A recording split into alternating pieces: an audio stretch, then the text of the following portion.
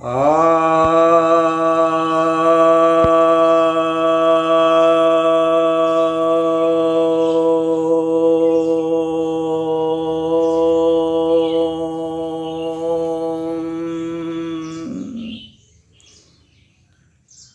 भक्तजनों को सप्रेम नमन। भक्तों, आज मैं आपको अस्थमा का अर्थात दमे का योगोपचार बतलाने जा रहा हूँ।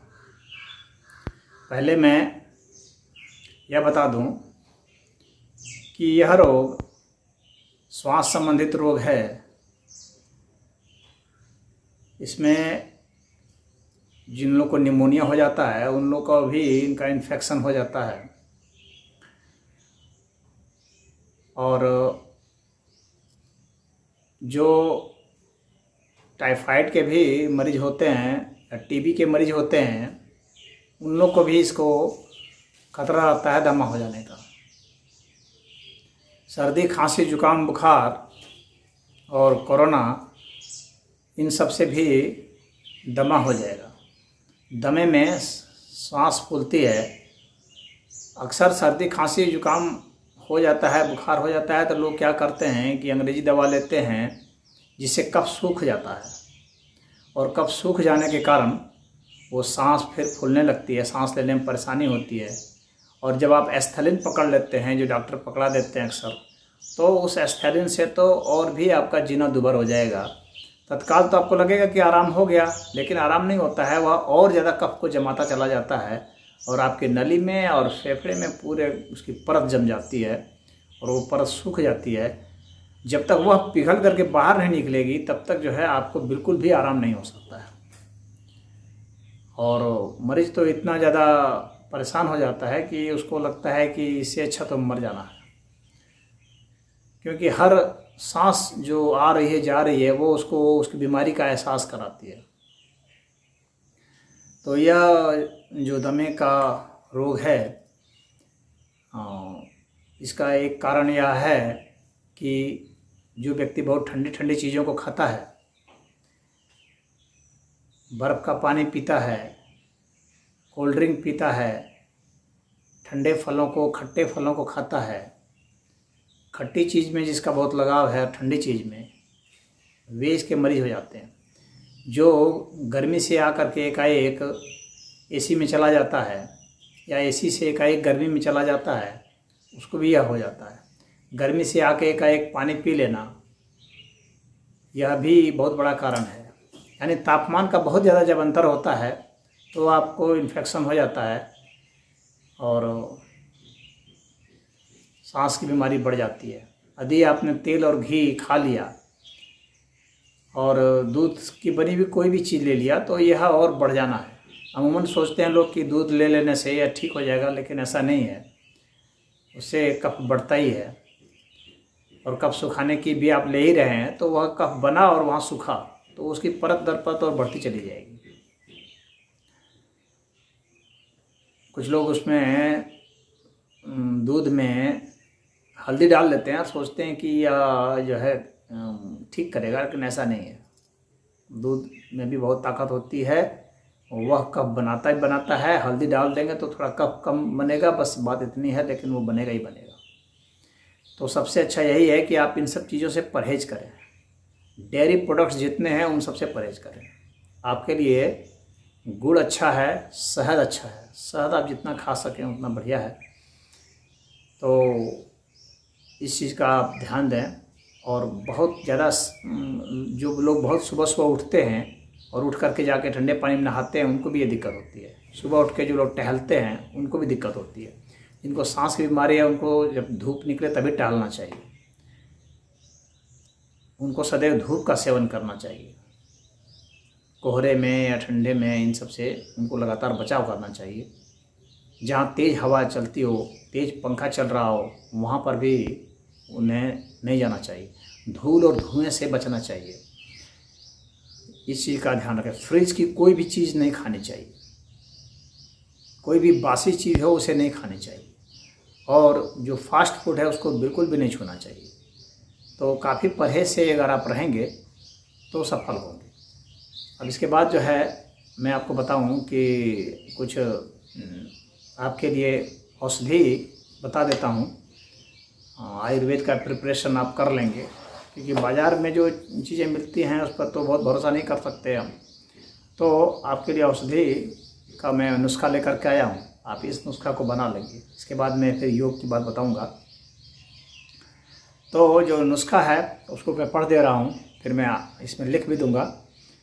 काली तुलसी, बबूल की फली या छाल, अमरूद की पत्ती, पीपल की पत्ती, सदाबहार का फूल या अथवा पत्ती, पान का पत्ता, काली मिर्च, हल्दी, गिलोय, अदरक, मेथी, अजवाइन, हरड़, बहेड़ा और आंवला, इनको ले लें और इनको सम मात्रा में लें, बराबर मात्रा में लें। और इनका 10 गुना, याद रखिए 10 गुना इनका अड़ूसल है, वासा, वो बहुत ही ज़्यादा अच्छा है, वो कफ को निकालता है बहुत तेज़ी से। और इन सब को चूर्ण बना करके आप इनके 10 गुने मात्रा में शहद में इसको आप, इस चूर्ण को आप डाल दें शहद, तो बहुत फायदा करेगा। और शहद में मिला करके आप इसे धूप में रख दें, 8 दिन लगातार धूप दिखलाएं। और उसके बाद एक एक बड़ा चम्मच वयस्कों के लिए, एक एक छोटा चम्मच मध्य आयु वालों के लिए, और छोटे चम्मच का आधा आधा चम्मच छोटे से शिशुओं के लिए इसका प्रयोग करें, तो यह बहुत ही लाभ करेगा और आपको इससे छुटकारा दिलाएगा। अब मैं आपको एक्यूप्रेशर विधि कुछ बता दे रहा हूँ, जो कि इसमें बहुत लाभकारी है। तो पहले आप जिम्मी ले लेंगे। देखिए जिम्मी इस प्रकार का होता है, इसको जिम्मी कहते हैं, बाज़ार में आपको मिल जाएगा। अब इस जिम्मी को आप हथेली के इस हिस्से पर, आप देख रहे हैं यह जो हिस्सा है, यहाँ पर दबाएंगे, आपको दर्द होगा, यहाँ दबाएंगे। इतने हिस्से को आपको इसको अच्छा से दबाना है, दोनों ही हाथों में आप यहाँ दबाएंगे।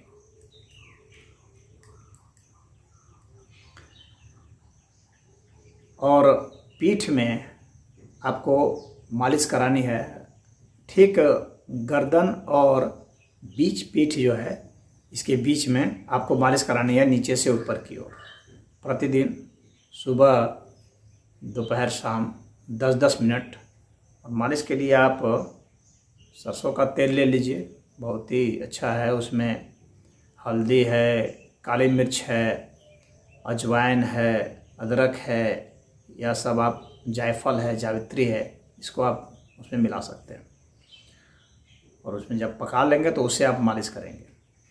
और 2 टाइम 1 से 1.5 मिनट तक आपको भाप लेना है। उसमें यूकेलिप्टस का पत्ती डाल दें और एक भगोना ले लें और उसको नीचे से गर्म करें और गर्म करके हटा लें। याद रखिए भाप बहुत तेज़ नहीं होना चाहिए और ज़्यादा देर तक आपको भाप नहीं लेनी है, क्योंकि उससे फिर जो है फेफड़े को नुकसान पहुंचता है। बस 1 से 1.5 मिनट तक ही आपको भाप लेनी है, सुबह और शाम ले लेंगे, तौलिया से ढक लेंगे और भाप लेंगे।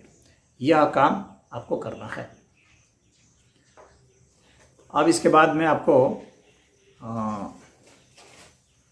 आसन बतला रहा हूँ कुछ, और उसको आप देखें और जितना हो सकता है आप करने की कोशिश करेंगे। आसनों को करने के लिए आपको क्या है, प्रातः काल का समय चुन लें, और जिनको प्रातः काल का समय नहीं मिलता है वो सायंकाल भी चुन सकते हैं, लेकिन प्रातः काल ज़्यादा फायदा करेगा।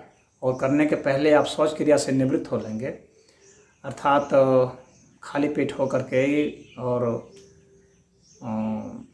जहाँ तेज़ हवा नहीं हो, भले खुले में हो लेकिन तेज़ हवा नहीं हो, वहाँ पर आपको दरी चटाई बिछा करके आपको इसे करना है।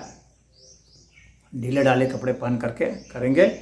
तो अब मैं आपको कर करके दिखाता हूँ, और आप अपनी क्षमता के हिसाब से, अपनी आयु के हिसाब से जितना कर सकते हैं करेंगे। कोई ज़रूरी नहीं है कि जितने सारे मैं बता रहा हूँ आप सारे करें, लेकिन यदि आप सारे करेंगे तब तो तत्काल ही आपको बहुत ही लाभ होगा और गारंटी है कि आप 2 महीना में आप दमे से मुक्त हो जाएंगे। लेकिन आप अगर नहीं सर्वाइव कर पाते हैं, ज़्यादा आयु है या अक्षम है, तो जितना हो सकता है उतना अधिक से अधिक करने की कोशिश आप करेंगे।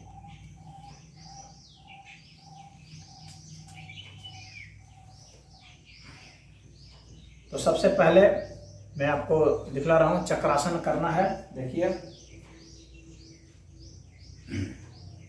ऐसे लेट जाएंगे, दोनों हाथों को नीचे रख लेंगे, दोनों पैरों को मोड़ लेंगे, उठा लेंगे शरीर को।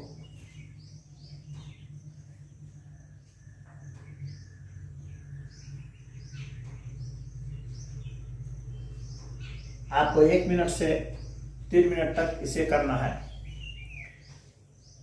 अब इसके बाद आपको धनुरासन करना है। पेट के बल लेट गए, दोनों पैरों को मोड़ लेंगे।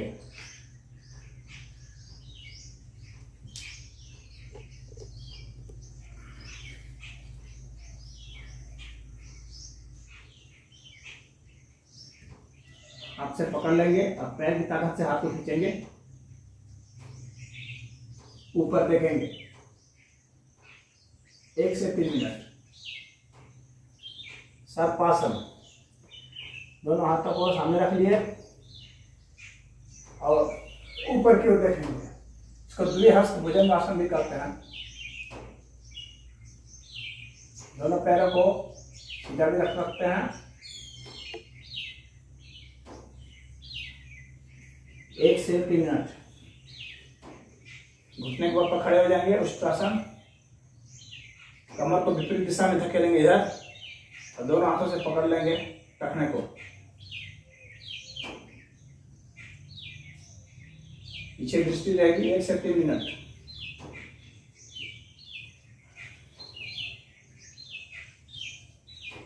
शीर्षासन करेंगे।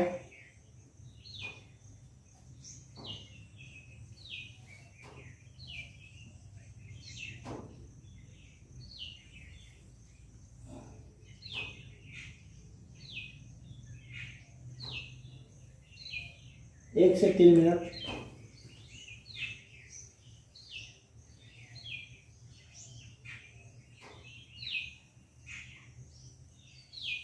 सर्वांग आसन करेंगे। लेट जाएंगे, दोनों पैरों को उठा देंगे ऊपर।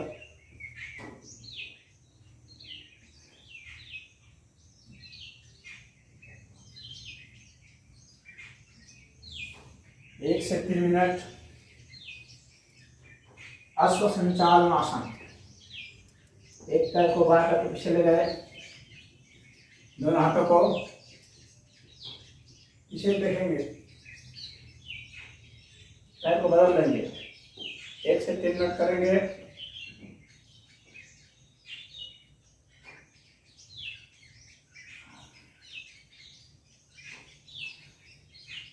जानुभालासन, दोनों पैरों को सीधा रखेंगे, घुटना सीधा रहेगा, हाथ से जमीन स्पर्श करेंगे, फिर हाथ को नजदीक लाएंगे, घुटने में सिर सटा देंगे।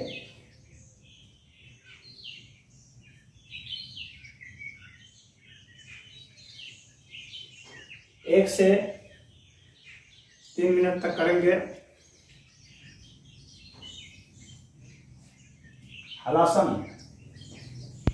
दोनों पैरों को पीछे ले जाएंगे, जमीन से सटा देंगे, घुटनों सीधा।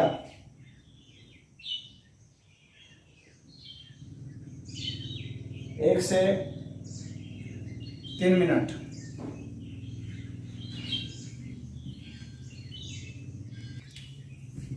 अब ग्रीव चक्रासन करेंगे। गर्दन को गोल गोल घुमाएंगे।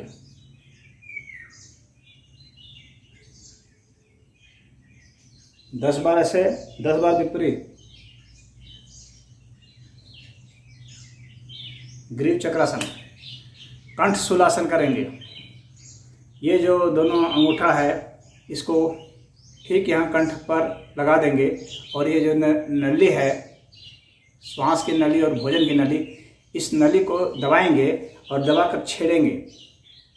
कफ आएगा, धसका आएगा तो बाहर थूक देंगे फिर करेंगे ऐसे।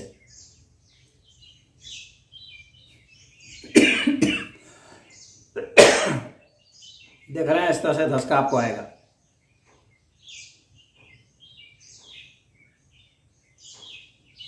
कफ भी आ सकता है आपको, अगर कफ होगा तो अगर कफ आ जाता है तो बाहर थूक देंगे। तो ये कंठ शूलासन करेंगे।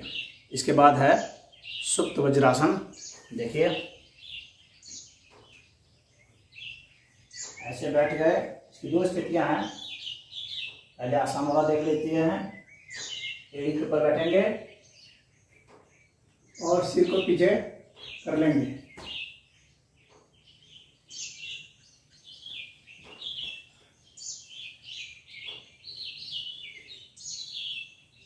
इसके बाद है पंजे पर हो जाएंगे और फिर लेट जाएंगे।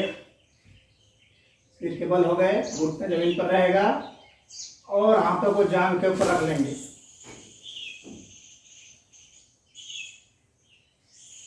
एक से 3 मिनट इतने आसनों को आपको करना है। अब इसके बाद मैं आपको प्राणायाम बतला रहा हूँ कुछ, जो इसके लिए बहुत महत्वपूर्ण है। चक्रिका प्राणायाम देखिए। पहले आप किसी भी स्थिति में बैठ जाएंगे। पद्मासन, सिद्धासन, सुखासन, वज्रासन, स्वस्तिक आसन, कोई भी एक आसन की मुद्रा ले लें। और यह जो उंगली है अनामिका उंगली और यह जो उंगली है कनिष्ठा उंगली, इन दोनों उंगलियों को दबा लेंगे इस तरह से। अब चक्रिका प्राणायाम करेंगे। सांस को लेते हुए जाएंगे और यहाँ पर फिर सांस छोड़ देंगे, फिर लेते हुए जाएंगे, फिर छोड़ेंगे। ऐसा ऐसा 10 बार 10 करेंगे और ऐसा ऐसा 10 बार उल्टी दिशा से करेंगे। मैं आपको एक एक दो बार दिखा देता हूँ।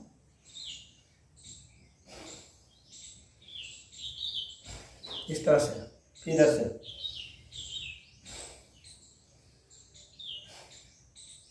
ये चक्रिका प्राणायाम है। चतुर्मुखी प्राणायाम करेंगे। फिर यहाँ पर ठुड्डी हटा देंगे और झटके से 10 बार सांस छोड़ेंगे।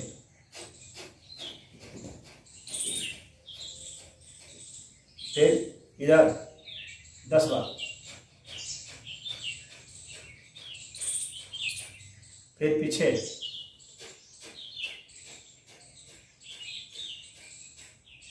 इधर साइड,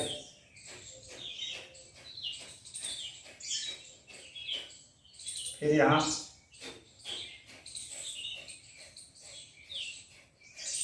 फिर इधर उल्टे क्रम में,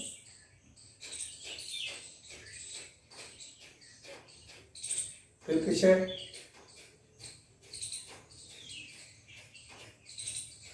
इधर,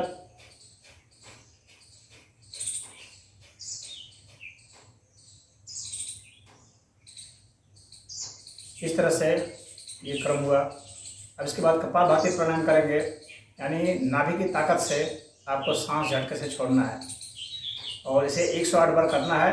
मैं आपको 10-11 बार करके दिखाता हूँ।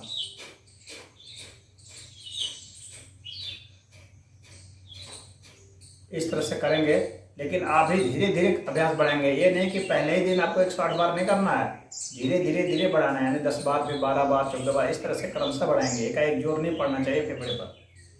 अब इसके बाद आपको आकाशभाती बता रहा हूँ। सिर को पीछे झुला देंगे, पीछे देखेंगे, जबड़ा टाइट रहेगा और जैसे कपालभाति में अभी सांस छोड़ रहे थे उसी तरह से झटके से सांस छोड़ेंगे।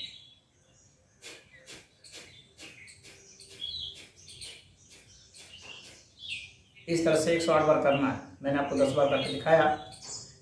अब आपको उज्जाई प्राणायाम बतला रहा हूँ, जो कि इसके लिए बहुत लाभकारी है। इसमें सांस छोड़ेंगे और गले की ताकत से आवाज़ निकालते हुए सांस को भरेंगे।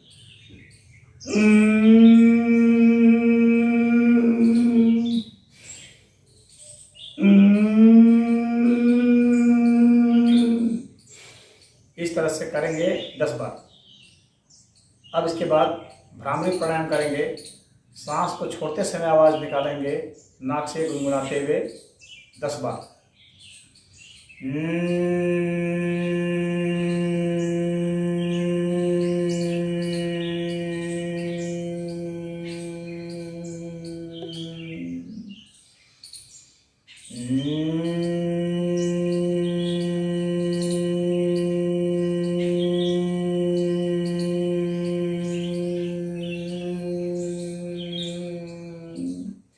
अपनी नाभि को अधिक से अधिक पीछे जाने देंगे। तो इस तरह से आपको 10 बार करना है। ये कम से कम मैं बता रहा हूँ, अधिक आप अपने सामर्थ्य के हिसाब से करेंगे। 108 बार तक आदर्श स्थिति है, लेकिन कम से कम आपको 10 बार करना है। अब इसके बाद उज्जाई भ्रामरी संयुक्त प्राणायाम करेंगे, जिसमें कि इन दोनों प्राणायाम को मिला दिया जाता है। देखिए,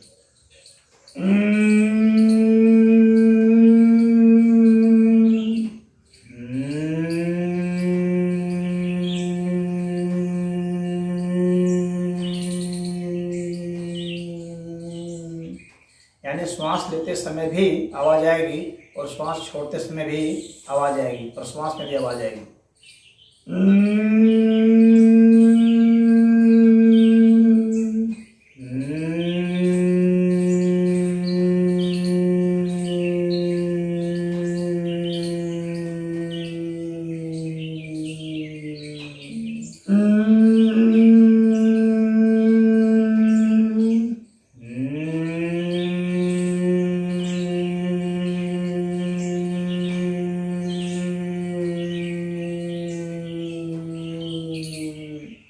इस तरह से आपको कम से कम 10 बार करना है, और ज़्यादा अपनी ताकत के हिसाब से थोड़ा थोड़ा एक रोज बढ़ाएंगे। आदर्श स्थिति 108 बार की है। अब इसके बाद आपको द्रुत आकाशी करना है। देखिए, इधर से सांस भरते हुए जाएंगे, पीछे गर्दन झुला देंगे, फिर सांस छोड़ते हुए सामने झुला देंगे, यहाँ दबाएंगे। यहाँ से शुरू करेंगे और पीछे ले जाएंगे, फिर पीछे दबाएंगे, फिर शुरू करेंगे, वहाँ से छोड़ना, फिर यहाँ दबाएंगे।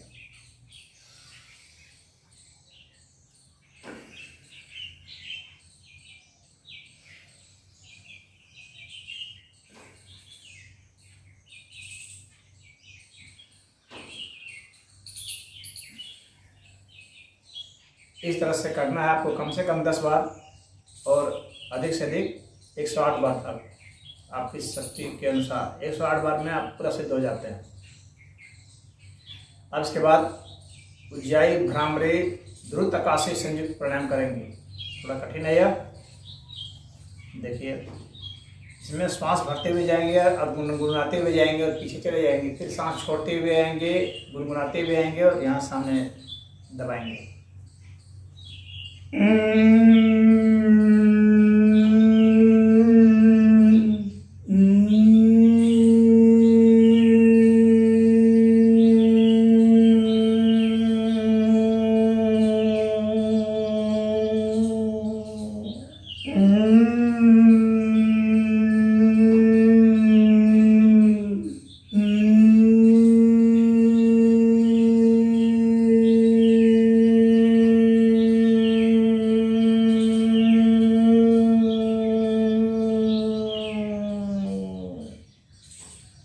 इस तरह से मैंने आपको 2 बार दिखलाया। आपको कम से कम 10 बार करना है, और आगे अपनी शक्ति सामर्थ्य के अनुसार आप इसको बढ़ाते चले जाएंगे। अब इसके बाद आपको नाड़ी शोधन प्राणायाम बतला रहा हूँ। बाएं नाक से सांस 5 बार लेंगे, 5 बार छोड़ेंगे। जोर से लेंगे, जोर से छोड़ेंगे।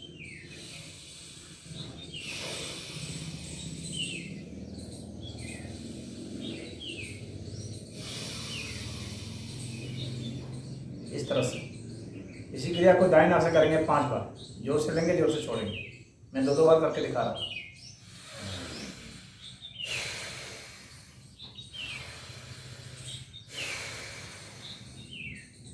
अब बाएं से लेंगे और दाएं से छोड़ेंगे।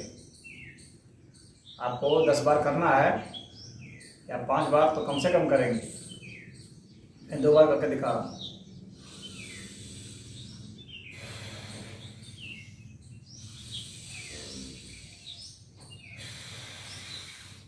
ऐसे 5 बार या 10 बार करेंगे। बहुत कमज़ोर 5 बार करेंगे, जो थोड़े से ठीक ठाक हैं तो 10 बार करेंगे। अब पलट देंगे, यानी दाएं से लेंगे और बाएं में छोड़ेंगे।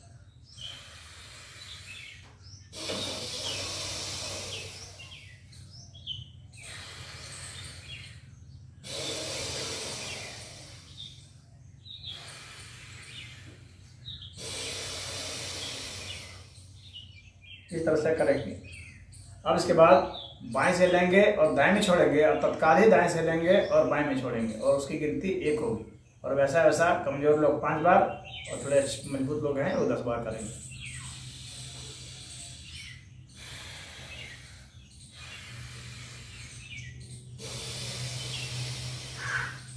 ये 1 हुआ।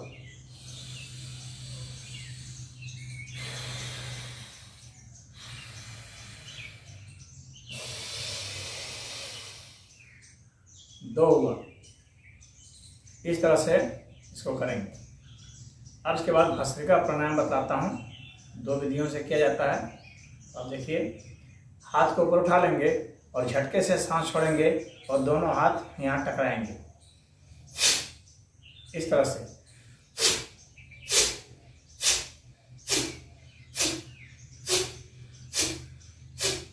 इस तरह से आपको 20 बार कम से कम कर लेना है और धीरे धीरे शक्ति बढ़ाते हुए 108 बार तक ले जाना है।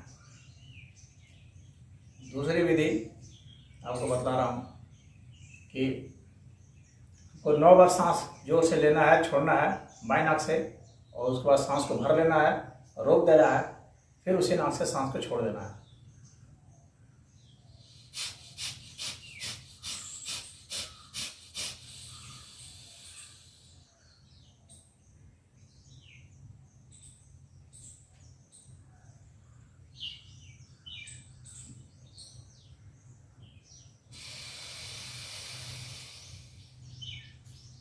इसी क्रिया को दाएं नाक से करेंगे।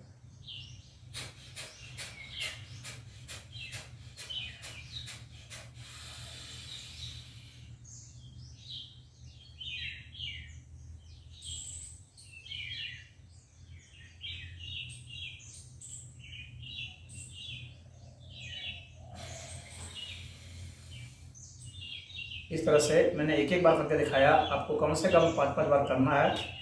जो कमज़ोर लोग हैं, जो मजबूत लोग हैं, वे 10-10 बार करेंगे। इस विधि से इतने प्राणायाम को आप करेंगे तो मुझे उम्मीद है कि आपका दमा बिना किसी अतिरिक्त बाहरी कोई दवा के, जो आयुर्वेद की दवा मैंने बताई है उसको आप लेंगे, आपका छूट जाएगा। आप अगर एस्थालिन वगैरह का प्रयोग कर रहे हैं तो उसका प्रयोग धीरे धीरे आप घटाएंगे, एकाएक नहीं छोड़ेंगे, ध्यान रखिएगा। धीरे धीरे घटाएंगे। आप अगर 3 बार लेते हैं तो उसको आप 2 बार कर देंगे, और अगर 2 बार पफ करते हैं आप तो 1 बार पफ करेंगे, फिर आधा बार पफ करेंगे, यानी उसकी मात्रा भी घटानी है और उसका समय भी घटाना है। इस तरह से धीरे धीरे क्रमशः छोड़ते हुए आप 2 महीने में, 3 महीने में उससे छुटकारा पा जाएंगे सदा के लिए, और आप स्वस्थ हो जाएंगे। तो इतना ही मुझे बताना था, इतना आप कीजिए। आपका कल्याण हो। हरि ओम।